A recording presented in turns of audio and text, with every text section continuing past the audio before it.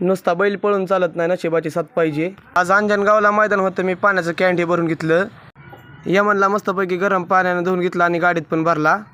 सांगवीत आल्यावरती गाडीत डिझेल टाकून घेतलं. मैदानावरती आल्यावर यमनला गाडीतून खाली उतरून घेतला. मी काही टोकून यमनला पण बांधलं. नियोजनाचा बादशाह सत्या पण आलता, त्याचा आपल्या यमनवर फोटो काढला. यमनला पाणी करून घेतलं. आज आपलं यमन पळणार होतं विश्वगटात 5 नंबर तासावरती. मी आणि सत्याने यमनला निकॅफी घालून घेतलं. साहिल भाई पण आलतं, त्यांचा यमनवर एक फोटो काढला. छकडं ओढायचं काम आज माझ्या पैशाने आणि मामा पैसेच होतं. छोट्या ड्रायव्हर पण आलतं, त्यांना आपल्या व्हिडिओमध्ये घेतलं. यमनचा फॅन फॉलोईंग बाह्या ड्रायव्हर लोणी चालतं, त्याला पण आपल्या व्हिडिओमध्ये घेतलं. साजिद भाई पण आलता, त्याच्यावर आपली एक मस्तपैकी सेल्फी काढली. आज आपली यमनची गाडी हाणणार होतं खंडचचं रन मशीन विजू ड्रायव्हर खंडचकर. आज आपलं नियोजन होतं लाटे बारामतीकरांच्या मथुरवर. 4 गड सुटल्यावरती मस्तपैकी यमनची झोपणी केली. पड्याला मथुरला पण झोपून घेतलं.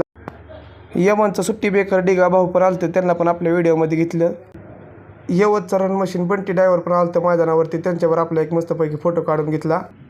गाडीची सुट्टी खालून व्यवस्थित चालते, परंतु निकालात थोडं अंतर पडलं. आपल्या शेजारची गाडी लागली होती, आपल्या गाडीने थोडा टाकाटाकीत मार खाल्ला.